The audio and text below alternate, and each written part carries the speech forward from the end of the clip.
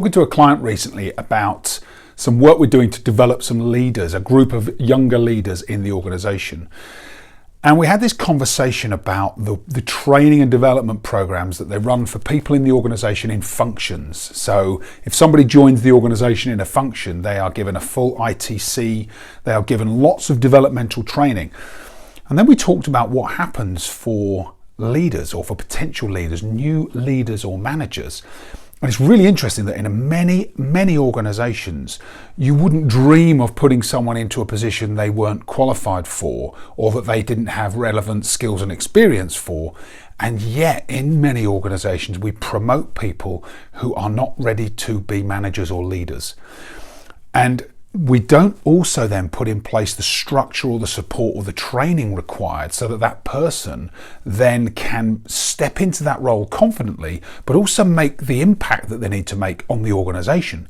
Because once you're in a management or leadership position, your power to influence people positively or negatively is escalated.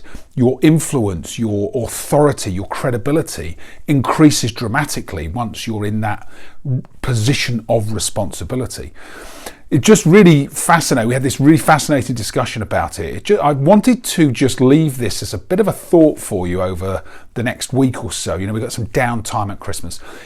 If you're in a leadership position or a management position, or you have an organization where you are responsible for people who are in leadership or management positions and they haven't been sufficiently developed or trained or introduced to some of the fundamental skills of leadership and management, I would start you thinking about what is the first step you can take to help your leaders become more effective in their roles.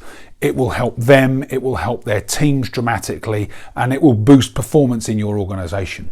Nobody likes to be in a role where they don't feel quite confident and competent at what they're doing.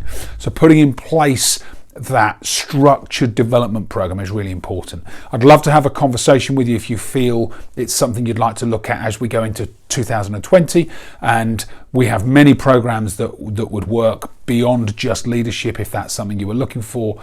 Obviously the coaching and developing the coaching leadership style, lots of the evidence shows that that is the foremost style to teach new leaders, because that's how they can grow their teams and grow their own capability, succession and retention plans.